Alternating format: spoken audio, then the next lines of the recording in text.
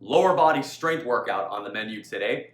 We've got lunges, we've got towel focused work with some hamstring curls and some sissy squat holds, rounding off with some sissy squats and continuing to work on either weighted push-ups or floor presses. As always, keep fit and have fun. Workout today starts off with some hip thrusts to the song Shaky Shaky by Daddy Yankee.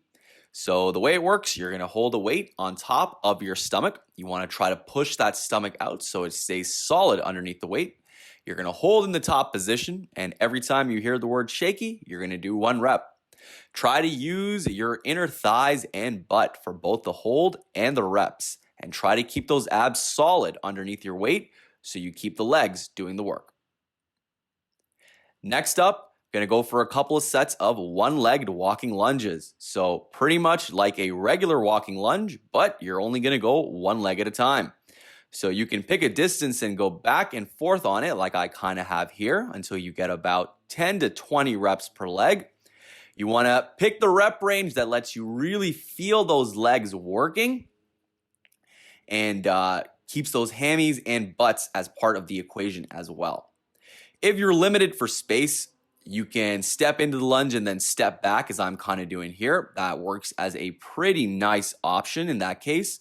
But again, try to keep a nice little rhythm going with these so you can kind of get into a nice flow and try to feel your muscles working mostly as you go for the lunge, aka mostly hammies and butt if we can get them working here. If you find them a little bit on the easier side, you can add a little bit of weight to them with either a dumbbell or kettlebell. I prefer the top position like so for that option. Next up, some towel hamstring curls. So there's a couple variations you can go to for these, but for all of them, you want to make sure you really push those heels hard down into the floor and hard as you drag them towards you. Sliding across the ground is the easiest variation.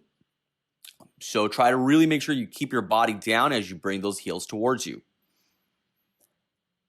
Another variation, if I want a little bit more difficulty, is going to be to bring those legs on in.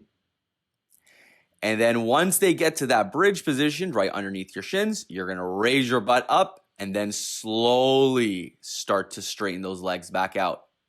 Looking to feel the hammies working throughout that whole motion. So squeeze as you pull them in.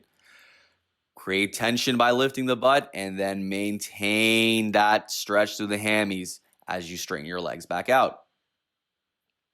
Keys with this are maintaining that good pressure through the floor throughout the motion so those hamstrings are doing the work and we're not letting those knees do too much work.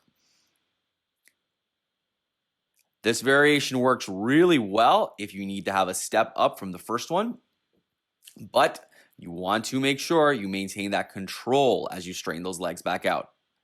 If I want more of a challenge, a harder variation is to do both motions at the same time. So for that, I'm going to be dragging and pushing those feet hard into the floor and squeezing the butt to lift at the same time. A little explosive on the way up, if you will, but maintain that slow straighten of the legs on the way down. This is a lot harder than it looks, and the key is, again, maintaining that tension. Get tight through your body, push those feet down hard, create tension, and slow as you straighten back out. Next up, first major combo, we're going to go for some towel sissy squat holds and then some sissy squats. For the towel hold, you want to get a towel underneath your feet, pull yourself into your squat position, and then push the floor away hard.